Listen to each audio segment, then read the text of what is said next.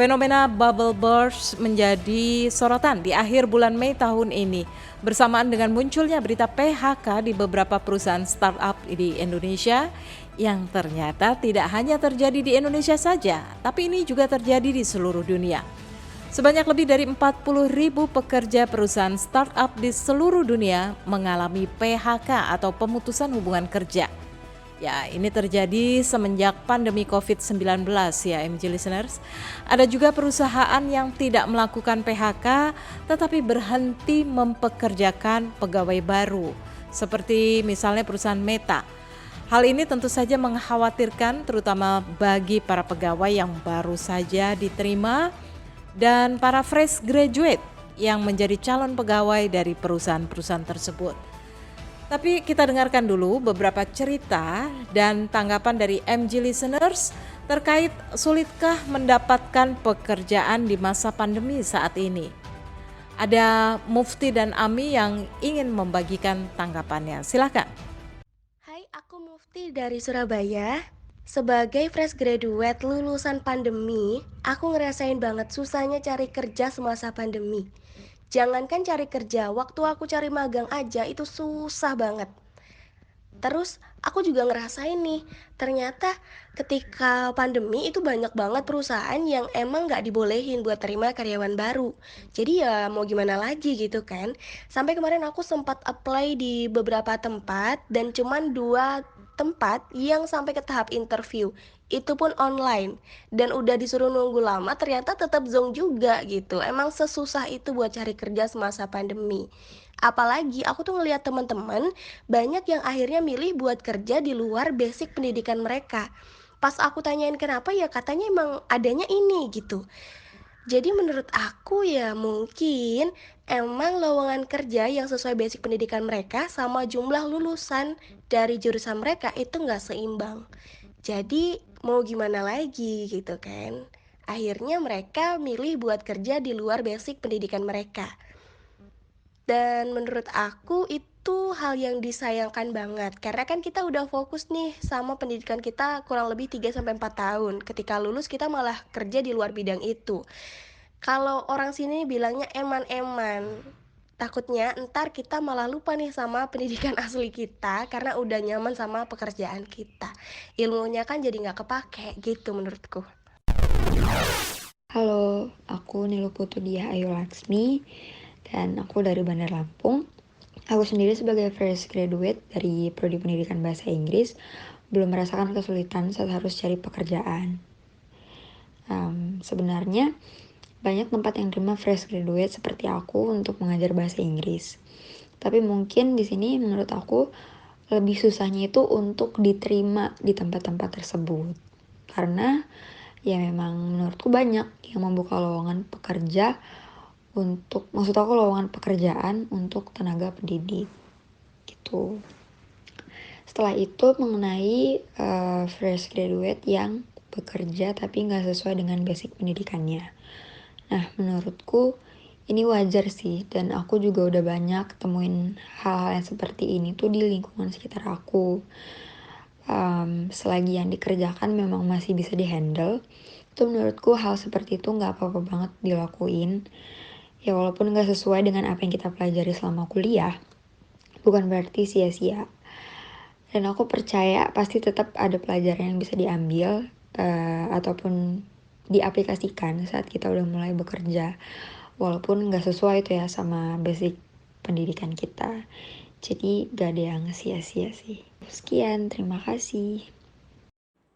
Iya, terima kasih ya. Itu pendapatnya Mufti dan Ami tentang fenomena bahwa sekarang banyak sekali fresh graduate yang sulit mencari kerja ataupun kalaupun bekerja terpaksa banyak yang tidak inline dengan latar belakang pendidikan akademisnya.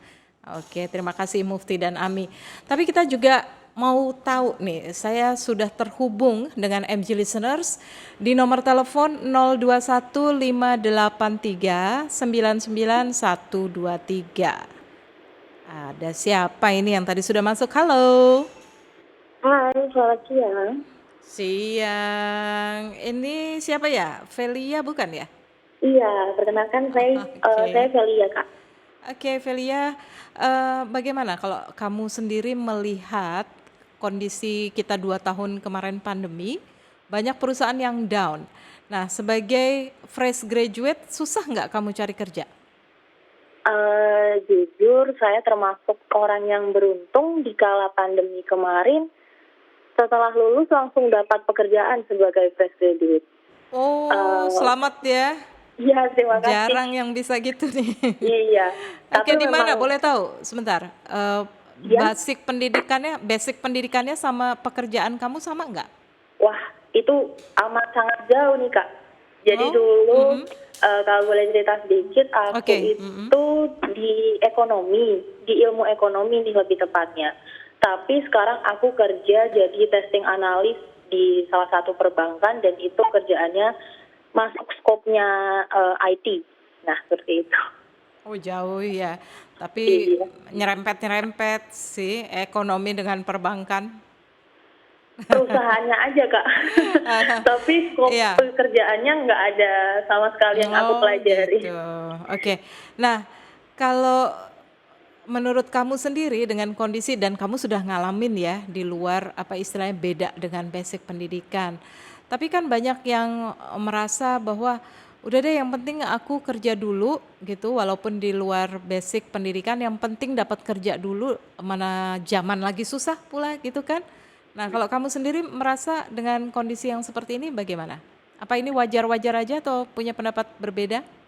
Kalau menurutku hal ini tuh wajar-wajar aja ya, karena Mhm. ketika kita mengikuti sebuah rekrutmen itu kan ada HR yang benar-benar mereka itu punya basic yang pinter atau bisa untuk lihat orang yang memang dia sebenarnya tuh dia ada skill di sini nih. Jadi ketika Hmm. aku taruh di tempat ini, dia pasti juga bisa ngikutin kok. Jadi aku termasuk yang fine-fine aja sih ketika basic pendidikanku A, kemudian aku kerjanya di yang Mhm. basic latarnya Berbeda. di Z yang berbeda itu menurutku nggak apa-apa sih karena itu menurutku juga hal yang challenging buat kita improve ya Challenging. betul improve Oke. diri kita Aha. belajar lebih banyak gitu. Eh, kesulitan beradaptasi atau merasa, aduh kok jauh kan pasti dengan nggak dipelajarin dulu waktu di bangku kuliah. Itu kamu ngatasinya bagaimana?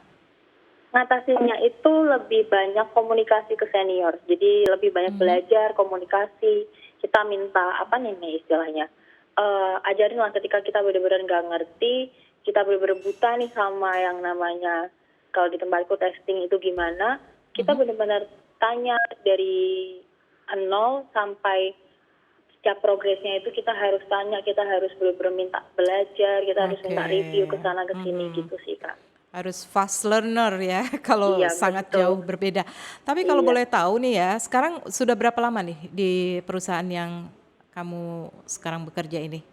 Sudah mau masuk 7 bulan. 7 bulan. Iya. Sudah merasa oke untuk meneruskan atau udah cari ancang-ancang untuk cari pekerjaan lain yang sesuai latar belakang akademis? Sejujurnya ada kerinduan untuk punya pekerjaan sesuai latar belakang akademik. Cuman untuk melihat ke depan, pekerjaan yang banyak dibutuhkan itu pekerjaan yang sekarang aku lagi pegang. Jadi aku udah masuk ke zona-zona nyamannya ini. Baru Gitu. 7 bulan udah zona nyaman ya? Wow. Oke deh, nggak apa-apa. Siapa? Velia. Iya. Mudah-mudahan kamu terus menemukan challenging lagi ya, sehingga istilahnya belum mentok nih di pekerjaan yang sekarang walaupun di perusahaan yang baru 7 bulan, tapi kamu masih menemukan banyak tantangan yang harus kamu lawan, kamu taklukkan. Sukses untuk Velia. Amin, terima kasih Kak. Terima kasih Velia sudah bergabung Iya. dengan Suara Plus 62. Sehat-sehat ya. Ya, sehat-sehat juga Kak. Terima kasih. Dan masih ada satu tanggapan lagi dari salah seorang mahasiswa fresh graduate yang bekerja tidak sesuai dengan jurusan kuliahnya atau basic pendidikannya. Ada Halim dari Tangerang. Silakan Halim. Perkenalkan, nama saya Sultan Halim. Saya merupakan lulusan dari agribisnis di Universitas Sultan Tirtayasa. Agribisnis itu merupakan jurusan yang dimana semacam manajemen, namun itu di bidang pertanian. Saya sekarang bekerja di Maybank Finance sebagai Credit Marketing Officer, dan pekerjaan ini di luar dari bidang yang saya pelajari. Hal ini disebabkan oleh pandemi yang melanda selama 2 tahun ini. Perusahaan-perusahaan akan mengalami down dan banyak orang-orang yang di PHK. Otomatis untuk seorang fresh graduate itu akan mengalami susah untuk mendapatkan pekerjaan. Banyak orang-orang fresh graduate yang menganggur baik selama 6 bulan atau lebih dari 2 tahun bahkan dari kelulusannya. Banyak fresh graduate yang mengalami susah mendapatkan pekerjaan, dan yang dilakukan oleh fresh graduate itu pada akhirnya asal melamar di platform-platform seperti Jobstreet, LinkedIn, dan lain sebagainya dengan beralasan asal dapat pekerjaan. Dan ini dialami oleh saya juga, sehingga banyak yang bekerja di luar dari lulusan pendidikannya. Adapun juga kalau misalkan udah mendapatkan pekerjaan, lebih memilih untuk resign dikarenakan memang bukan sesuai dengan bidangnya dia, dan mendapatkan tekanan yang luar biasa dari dalam perusahaan, mengingat perusahaan sedang mengalami down akibat pandemi ini. Hal ini justru menjadi masukan untuk pihak kampus yang harus menyediakan informasi yang lebih, dan bahkan untuk menyarankan ke pekerjaan atau perusahaan-perusahaan yang baik di bidangnya yang akan dilamar oleh seorang fresh graduate tersebut. Mungkin itu aja yang bisa saya sampaikan. Terima kasih. Ya, terima kasih Halim ya. Halim mahasiswa Universitas Tirtayasa Serang tadi yang tinggal di Tangerang sudah membagikan tanggapan terhadap fenomena fresh graduate akhir-akhir ini. Ya, MG listeners, ada informasi sedikit untuk Anda bahwa Badan Pusat Statistik menyebut penduduk yang memiliki jenjang pendidikan tinggi justru lebih banyak menganggur dibandingkan dengan mereka yang berpendidikan rendah. Mereka yang lulus SD ke bawah bersedia menerima pekerjaan apapun, sementara yang lulusan pendidikan tinggi, entah itu D4, S1, S2, atau S3, cenderung untuk pilih-pilih pekerjaan lantaran bekal pendidikan mereka yang tinggi. Mengapa hal tersebut bisa terjadi? Menurut data BPS, tingkat pengangguran penduduk dengan tingkat pendidikan yang tinggi atau sarjana ke atas pada Februari 2022 itu sebesar 6,09%. Kita coba mencari tahu pandangan dari seorang praktisi Human Resources, Mas Ahmad Daniel, untuk mendapatkan pencerahan ya atas pertanyaan-pertanyaan tadi. Mengapa sih banyak sarjana menganggur dan sulit cari kerja? Apakah benar mereka pilih-pilih kerja atau jangan-jangan lowongan kerja yang diharapkan justru tidak tersedia? Saya coba hubungi Mas Ahmad Daniel, seorang praktisi Human Resources. Halo. Halo, Mbak Hilda. Selamat siang Mas Ahmad Daniel, saya panggil Mas Ahmad. Iya. Iya. Untung bukan Ahmad siang. Dhani, tadi sempat mikir Ahmad Dhani Mas. Iya, mirip. Oke Mas Ahmad, langsung aja nih, Iya. kenapa sih banyak sarjana di Indonesia yang nganggur? Mereka tuh pilih-pilih Iya. kerja atau gimana? Kalau Iya. menurut pengalaman Anda sendiri? Kalau menurut pengalaman saya gitu ya, kurang lebih ya kalau dilihat beberapa tahun terakhir, mungkin faktor eksternal kayak COVID itu benar-benar punya impact yang besar ya untuk situasi industri dan akhirnya soal pekerjaan kayak tadi Mas Alim ya kalau nggak salah yang dari Serang ya. Memang itu sangat challenging situasinya, banyak perusahaan lagi down dan seterusnya ya. Beberapa yang survive bahkan menggeliat sangat tinggi, dan ketika itu mereka cari misalnya gitu ya tenaga kerja juga mereka cukup pilih-pilih lah karyawannya seperti apa gitu. Itu faktor yang sangat besar ya, meskipun kalau ngelihat beberapa waktu terakhir mungkin 6 bulan terakhir sebetulnya industri sudah sangat menggeliat lagi gitu ya. Jadi semoga sih sudah mulai istilahnya gini, kebutuhan mereka mulai banyak dan akhirnya memang akan coba lagi untuk banyak meng-hire ya misalnya para sarjana misalnya seperti itu ya gitu. Iya. Jadi faktor eksternal saya rasa kalau sekarang ini cukup berat ya gitu. Oke, yang sangat berpengaruh ya Mas adalah kondisi perekonomian global juga ya, yang Iya, betul. mempengaruhi kondisi tiap perusahaan. Tapi kalau Iya, misalnya saya perhatikan rekrutmen perusahaan-perusahaan BUMN misalnya, itu kan mereka udah buat klasifikasi ya Mas kalau di biasanya perusahaan-perusahaan seperti itu.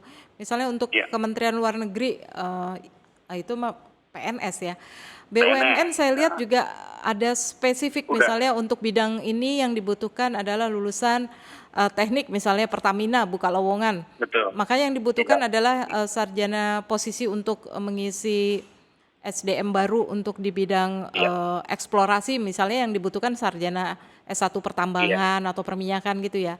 Tapi ini iya, kalau betul. fenomena yang melamar sendiri mungkin ya Mas, yang akhirnya apa aja lah gitu asal dipanggil atau diterima kerja begitu. Iya, kalau ya tadi yang soal sekarang ini akhir-akhir ini kan sudah mulai menggeliat ya, BUMN mencari puluhan ribu gitu ya, tapi pasti yang apply juga banyak. Akhirnya yang apply pun misalnya beragam, dia udah tahu nih sebetulnya yang dibutuhkan disiplin tertentu, tapi beda saya tetap coba aja lah kira-kira begitu. Masih Saya ada gitu ya peluang ya seperti masih itu ada, ya. Oke. tentu saja masih ada ya, dan Masih memang ada yang gitu. ya kalau demand-nya belum benar-benar naik gitu, terus kemudian supply-nya masih cukup banyak, ya pasti itu akan terjadi gitu ya. Jadi menurut saya untuk teman-teman fresh graduate yang misalnya memang di posisi yang berbeda misalnya dengan background industrinya, saya pikir kalau misalnya diterima gitu ya, jadikan ini sebagai Batu loncatan gitu atau sebetulnya kalau dibilang batu loncat lebih ke ini sih, silahkan mengasah kemampuan teamwork, kemampuan bekerja quote unquote, karena memang sebetulnya di banyak hal kemampuan teknis ini misalnya kalau pengalaman saya kemampuan teknis biasanya nomor sekian gitu. Yang pertama oke. justru non teknisnya gitu. Sikap mental profesional atau untuk bekerja dulu kali ya sikap mentalnya Iya, gitu. Kadang betul. iya. Oke. Eh, Eh, iya, saya pernah sempat dengar tuh Mas, setuju nggak bahwa kalau lulusan kayak S1 itu sebenarnya adalah general. Jadi yang logika berpikirnya atau sikap berpikir, sikap bekerja itu yang menjadi apa istilahnya pertimbangan perusahaan saat iya. merekrut lulusan S1 gitu lah, bukan karena kompetensi skill khusus gitu. Iya, mungkin saya cenderung akan setuju ke sana dengan catatan begini. Untuk beberapa hal kemampuan teknis misalnya, kalau dia seorang engineer gitu ya, ya tentu dia harus engineeringnya relevan lah, misalnya gitu. Misalnya untuk mengisi proses engineer ya dibutuhkan teknik mesin atau teknik kimia misalnya seperti itu. Itu background itu penting. Tapi setelah background itu, yang penting lagi yang cukup generik itu adalah memang kemampuan interpersonal, kemampuan dia teamwork dengan orang lain, kemampuan dia solve problem gitu.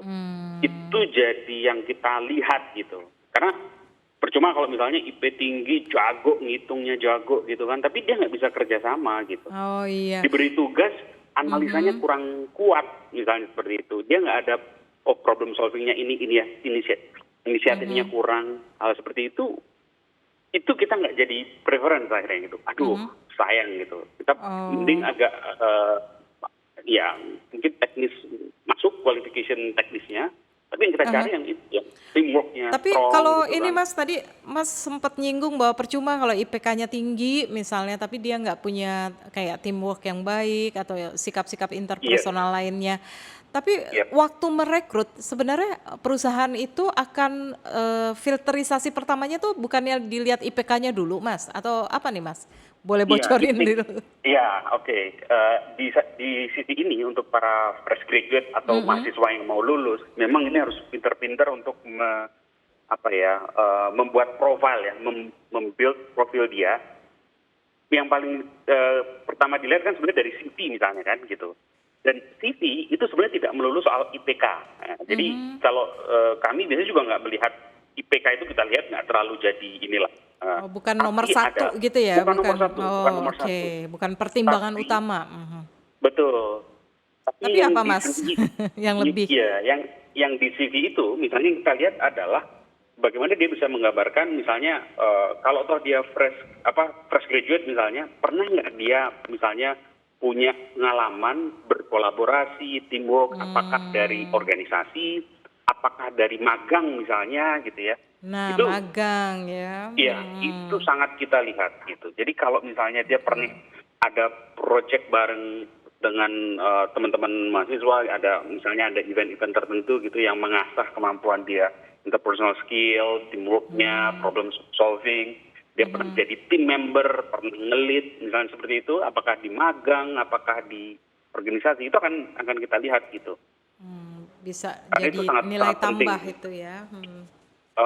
Ya bahkan kalau saya sih cenderungnya itu nilai wajib Utama. ya. Pertimbangan Nilai pertama utama. gitu ya. Oke. Jadi Iya, jangan cukup puas dengan nilai IPK tinggi, tapi kamu minim yang pengalaman magang atau organisasi atau project gitu ya, Mas ya. iya, iya, Oke. iya. Nah, ini ada lagi menurut penelitiannya McKinsey dari UNESCO tahun 2008 katanya Mas nih. Mungkin Iya. ada perubahan sedikit tapi sempat jadi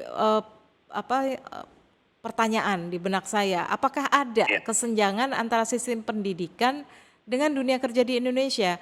Katanya karena maksudnya gini, lulusan yang dihasilkan perguruan tinggi itu tidak sesuai dengan yang dibutuhkan oleh dunia kerja atau pengguna kerja. Iya. Benar nggak tuh Mas? Iya, saya pikir meskipun ini udah cukup lama ya studinya ya, tapi ada beberapa yang cukup relevan gitu ya, bahwa nggak serta-merta bisa langsung terpakai quote unquote di dunia kerja gitu, di industri gitu ya. Mungkin beberapa tahun terakhir saya melihat banyak improvement gitu. Tapi secara kenyataan memang misalnya gini, kami di industri petrokimia misalnya gitu ya, itu ketika orang fresh graduate masuk gitu, itu harus kita training dulu sih gitu, karena belum benar-benar jadi sesuai dengan keinginan perusahaan gitu. Ya memang bisa jadi keinginan perusahaan kami cukup spesifik gitu ya, jadi harus di training lagi. Jadi kalau dibilang apakah ada gap, ini masih terasa, masih sangat terasa. Masih gitu ya. ada gitu ya Mas Masih ya. ada, masih Walaupun ada. nggak terlalu ya. Kadang-kadang kan sekarang anak-anak udah pada pinter-pinter nih kalau kita lihat di dunia kerja sekarang ya, terutama kalau misalnya bersentuhan dengan digital gitu ya. Iya, Sebenarnya iya. kalau menurut Mas Ahmad sendiri juga selain tadi yang ada interpersonal, pengetahuan apalagi nih, skill dasar apa saja yang dibutuhkan selain pendidikan yang dicapai rata-rata secara umum standar perguruan tinggi kan ada bahasa, IT gitu Iya, ya. Skill iya, dasar apa iya. lagi nih Mas? Tadi Ya, kalau interpersonal attitude segala macam ya, ya, organisasi pengalaman. ya Kalau di dunia kalau sekarang yang basic tentunya ini udah semuanya udah ini kan basal ya. English, kemudian literasi, digital literasi harusnya ini udah digital literasi, teman-teman mahasiswa komputer, udah kan gitu ya. Dan kalau dibilang tadi kalau misalnya skill dasar yang apa namanya misalnya interpersonal skill, teamwork itu juga udah ke-build. Sebetulnya saya lebih cenderung kemampuan dia menganalisa dan menyelesaikan masalah gitu. Menganalisa analytical masalah, thinking ya, analytical thinking dan problem solving itu Oke. menurut saya sangat diperlukan gitu ya, gitu. Ketika dia masuk, dia ngelihat, jadi nggak hanya sekedar misalnya dia dapat instruksi, terus instruksinya dikerjakan gitu, tapi dia bisa tawarkan lebih gitu. Tawarkan lebih, ada opportunity improvement di sebelah sini Pak, ada improvement opportunity di sebelah sini Bu, misalnya seperti itu sesuatu yang kita harapkan gitu. Dan itu sangat penting gitu ya, menganalisa gitu kan, dan akhirnya menawarkan satu solusi gitu. Oke. Banyak ya ternyata ya yang harus dimiliki oleh adik-adik para fresh graduate itu.